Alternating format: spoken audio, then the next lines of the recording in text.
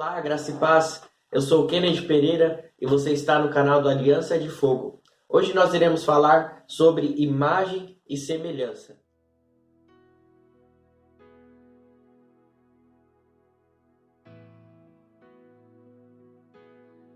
Gênesis 1:26 diz assim: Então disse Deus, façamos o homem à nossa imagem, conforme a nossa semelhança. O homem é o ser da criação que mais se assemelha a Deus, porque nós somos criados à sua imagem e semelhança. Deus é trino, Deus é Pai, Filho e Espírito. E nós, seres humanos, possuímos corpo, alma e espírito, ou seja, também somos um ser trino. E isso é tão importante que, assim como Deus criou tudo através da sua palavra, Ele também nos concedeu esse dom. Lá no Éden, Adão deu nome a toda a criação de Deus, e isso causou muita fúria em Satanás.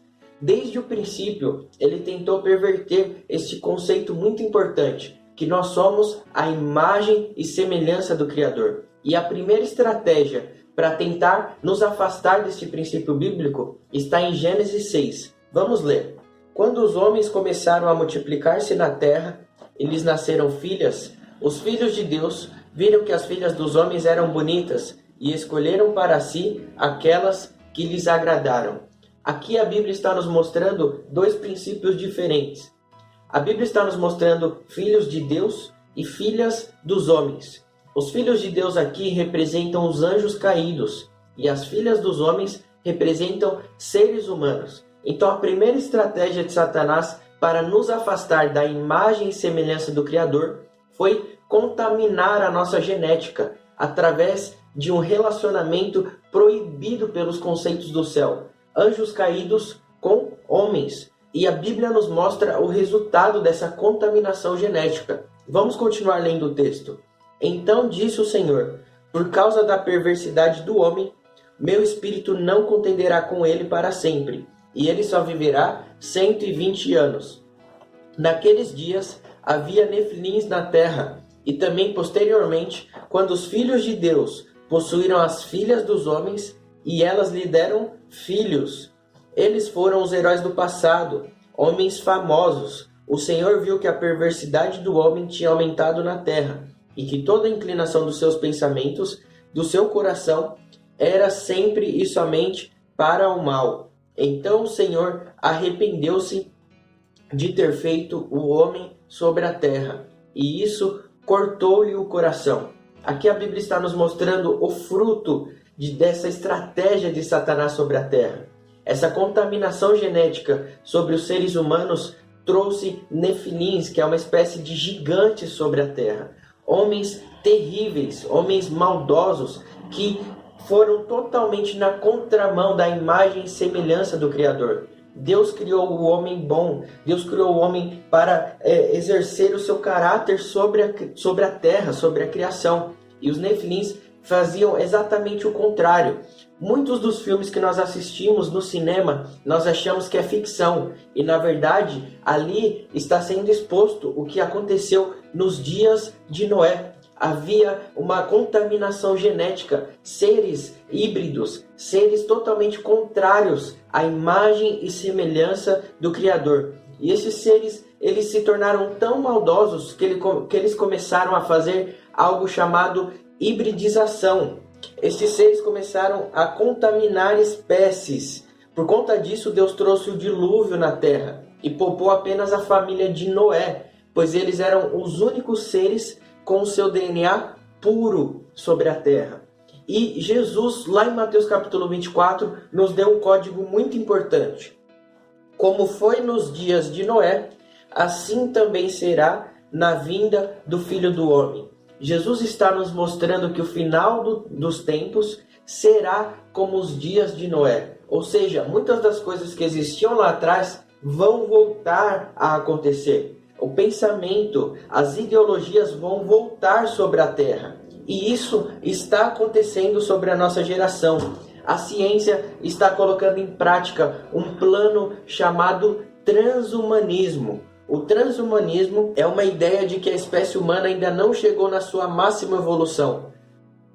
Pelo contrário, está apenas no começo. Então a ciência acredita que o corpo humano ele pode ser mais rápido, a ciência acredita que o ser humano ele pode ser mais inteligente, o ser humano ele tem poderes que podem ser explorados através do seu corpo. E através dessa ideia, a partir das próximas tecnologias que virão ao mundo, os cientistas vão começar a testar novas possibilidades de comunicação, educação, saúde, tecnologia e outras coisas, com um só propósito: tornar as próximas gerações super-humanos, ou seja, máquinas. E agora repare na visão que João teve lá em Apocalipse. Apocalipse 9, verso 7 nos ensina assim: os gafanhotos pareciam cavalos preparados para a batalha. Tinham sobre a cabeça algo como coroas de ouro, e o rosto deles parecia rosto humano. Os cabelos deles eram como os de mulheres, e os dentes como os de leão. Tinham couraças como couraças de ferro. Aqui a visão que João teve está claramente nos falando sobre hibridização. Ele está vendo um ser totalmente contaminado, espécies contaminadas. Mas o último elemento aqui que nos chama a atenção, ele viu couraças de ferro, ou seja, ele viu aqui máquinas, ele viu aqui robôs. E isso está vindo sobre a Terra aos poucos. É claro que nós falarmos sobre isso parece uma loucura, porém os filmes, tudo aquilo que está sendo derramado sobre a nossa geração, aos poucos já está nos acostumando com esse conceito. E aos poucos a ciência está colocando isso sobre a Terra. E a primeira estratégia para o transhumanismo vir à tona sobre a nossa geração se chama metaverso. O que é o metaverso?